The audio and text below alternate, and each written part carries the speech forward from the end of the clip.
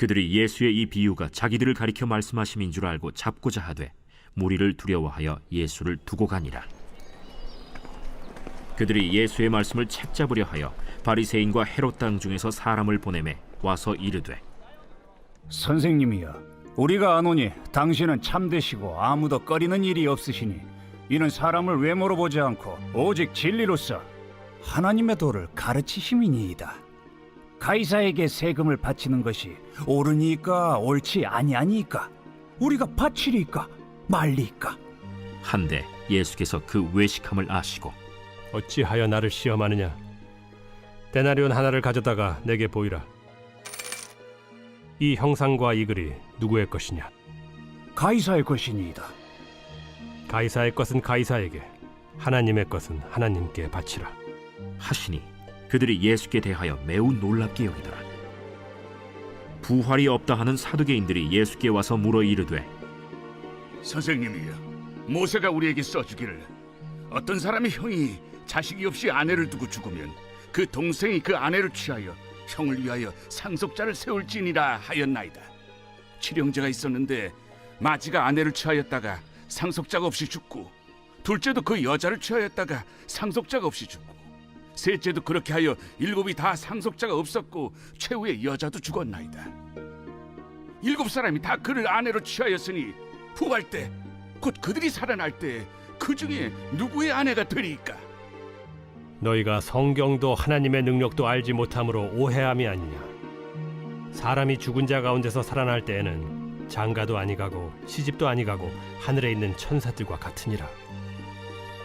죽은 자가 살아난다는 것을 말할진대 너희가 모세의 책 중 가시나무 떨기에 관한 글에 하나님께서 모세에게 이르시되 나는 아브라함의 하나님이요 이삭의 하나님이요 야곱의 하나님이로라 하신 말씀을 읽어보지 못하였느냐?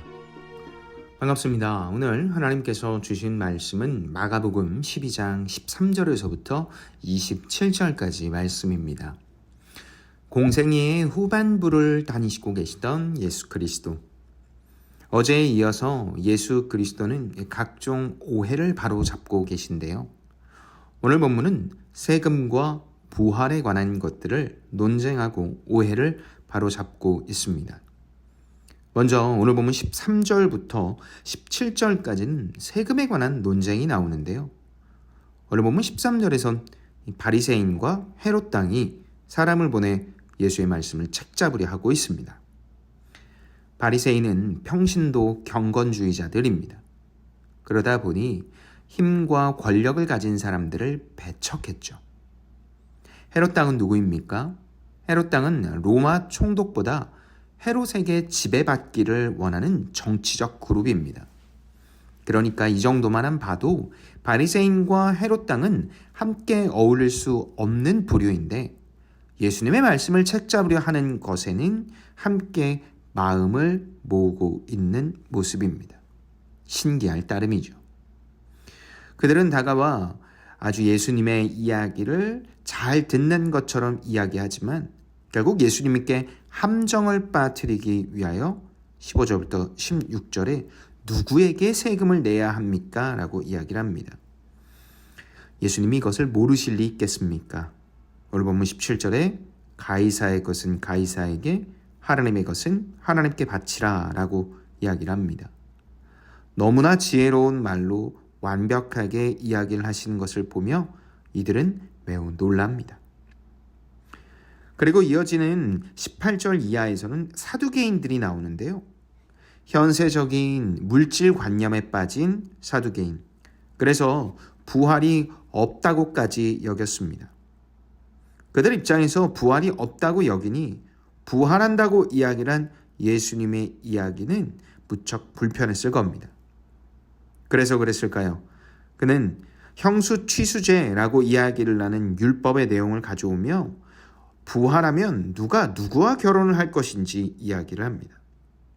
이 역시도 굉장히 고난이도의 질문인 것 같지만 사실 예수님의 부활에 관한 것들에 있어서 모르기 때문입니다.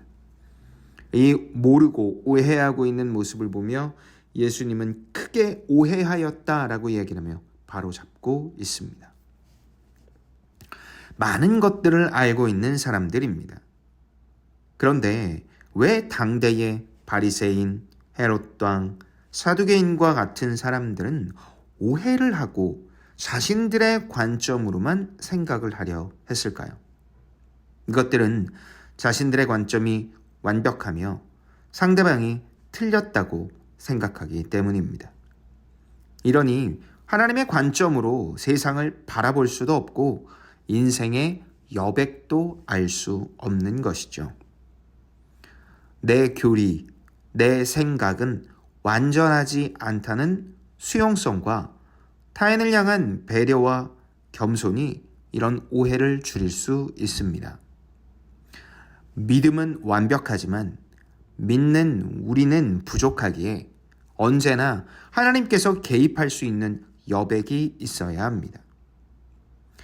오늘 새롭게 시작되는 하루 동안 우리의 삶에 있어 완벽한 그립감, 통제를 하는 것이 아니라 하나님께서 보여주시는 여백을 느끼고 경험함으로 말미암아 하나님의 관점과 하나님의 일하심을 경험하게 되는 오늘의 우리가 되길 예수님의 이름으로 축복합니다. 잠시 기도하겠습니다. 사랑과 은혜 하나님, 오늘 우리에게 참으로 복된 날 허락하여 주시고 이 시간 말씀을 듣게 하셔서 감사합니다. 바리새인도 헤롯 당도 사두개인도 또 앞서서 이야기를 했던 예수의 권위를 묻고 있는 대제사장과 서기관들도 모두 나만 옳다고 여겼습니다. 상대방을 향한 여백과 그리고 여유 그리고 그들의 의견을 경청하는 귀가 없었던 이들의 모습을 보며 하나님의 말씀도 오해하게 되는 이 모든 것들을 통해 우리의 삶을 돌아봅니다. 하나님, 우리가 하나님의 관점을 갖추기 위하여 하나님께서 일하시는 것을 보기 위하여 우리의 시선과 우리 마음의 여백과 그리고 공백을 가지게 하여 주시옵소서.